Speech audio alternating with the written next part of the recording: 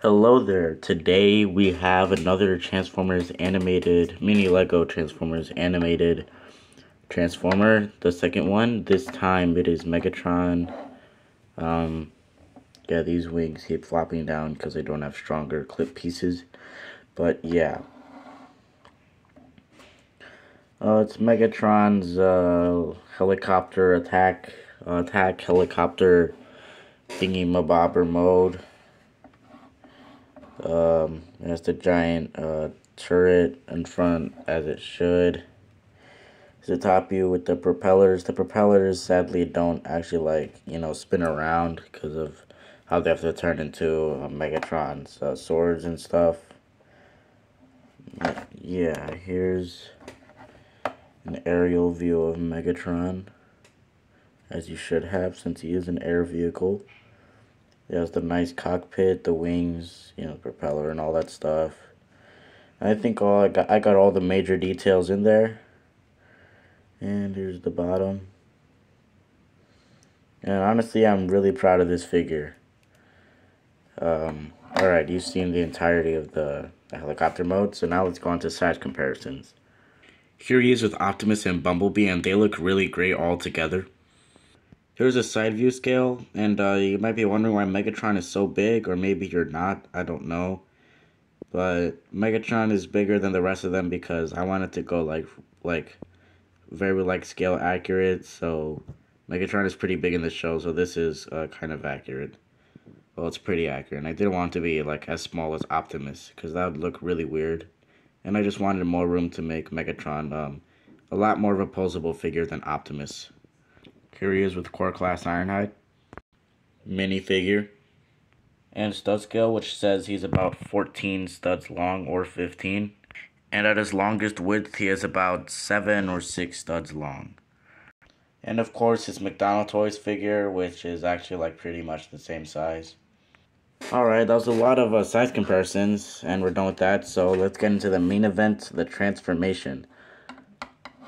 So first thing we're going to do is take these propeller blades out. So first thing you're going to do is rotate that up, twist that right under there, focus, twist those up. These are obviously going to become his guns, and yeah, this is really one of the only fragile pieces of the build.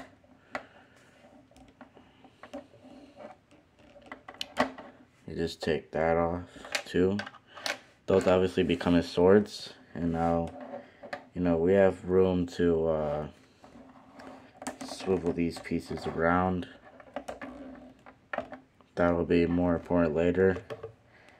And then swivel these sections back on a stud friction, and then we're going to stand the entire thing up, and you can see his robot mode coming together already. Alright, we're going to go back to the back. Actually, we're not going to do anything with this yet. Next thing we're going to do is actually come up here, split the turret section in half. This is another thing I'm proud of in this transformation. Swivel the arms down and then rotate that. This is another thing I'm proud of in the transformation. Like I said, yeah, that's the other part that breaks. It's mainly just this section that likes to break a lot. This breaks because it's on a one stud connection. But anyway, like I was saying, I'm really proud of this transformation because his turret doesn't actually have to come off. And I just feel like his arms don't really do much in the actual transformation. They just kind of fold up and end up on the sides of the vehicle. So even though it ended up with some kibble on the vehicle mode, at least it didn't have to parts form like the actual figure, and the arms actually have something to do with the transformation. So let's continue the transformation. We're gonna actually shift these pieces up, and then we're gonna collapse those, and then fold these inward like so. And this is accurate backpack kibble. We're gonna move that back a little bit, which just makes it more dynamic, and just swivel the head around. And that's another thing I'm proud of. The head is actually covered up in the vehicle mode, but yeah, here we are in robot mode. animated Megatron in his robot mode. I think I did a really, really good job. So first thing I want to talk about is the propeller blade swords. These can actually stay on during the transformation, but this is more accurate to his, well, keeping them on is less accurate to the show, but yeah, it also acts as weapon storage. Yeah, I just got this positioned. And as you can see, it kind of creates this like blackout propeller effect, which is pretty nice, and it looks really cool for robot mode, and it's nice weapon storage. And it also means there technically isn't any parts forming on this transformation. Well, honestly, my rule for parts forming is it's honestly fine if it's not like important to the transformation.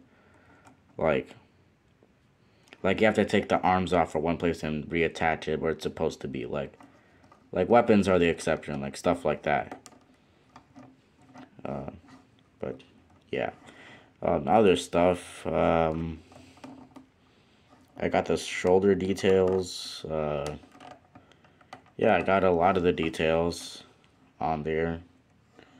This is a little bit larger than usual, but you know, animated, it's you know, it just kind of shrinks down. And I can't really do that in Lego. Articulation. He's got the Transformers Prime Ratchet syndrome where his head doesn't look that great. I guess you could pretend it's his neck. He does kind of have a pretty big neck. And this video is getting a bit long, so I'm just gonna speed through the articulation. Ball joint shoulder, ball joint on his hand. Oh yeah, he has clip hands just because of how the swords have to connect to robot vehicle mode, and how they still have to connect to his hands in sword mode. So yeah, this isn't me favoring Megatron over the rest of my builds, because they don't have hands, but he does. Like I said, it's just how the swords have to connect in both modes. And, you know, this doesn't really make sense to me, with Megatron having swords when he has a giant fusion cannon, but, you know, it's animated. It's okay, because animated is a good show, so, yeah, they can do that. By the way, just so you know, these swords are actually like almost taller, or maybe even taller than Optimus and Bumblebee. It's definitely taller than Bumblebee, but anyway. He has universal hips, so he can go out that far, inward that far, forward that far, back about that far, hits the kibble, you know, that stuff. And obviously he has, yeah.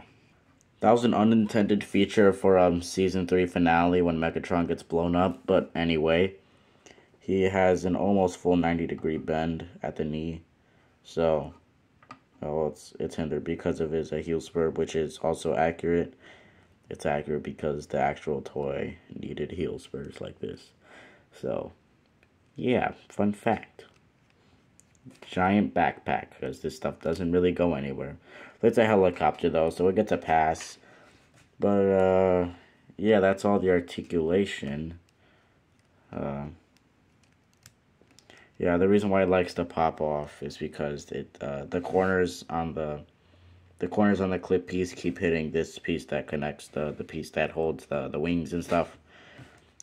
It kind of collides with that and makes it push up, which means it falls off. But, you know, it could have been a rounded edge piece, so I think this gets a pass. That's just me personally. And another thing is that you can take the cannon off and attach it to his other arm. That's just how I do all of my Megatrons, just for like customization purposes. And the transformation still works the exact same. It will still be in the center where it's supposed to be in the vehicle mode. So that's another nice feature of this transformation. Here's the Lego stuff, and I'm gonna mark Megatron's height on the stud scale. That's the Megatron stud height, and he is 10 studs tall. Here he is with Core Class Ratchet, and he's almost Core Class scale. They could, Hasbro could just use this and upscale it. And here is Lego Megatron next to McDonald's Megatron, and I'll see you next time, where I'll have Bumblebee. Goodbye.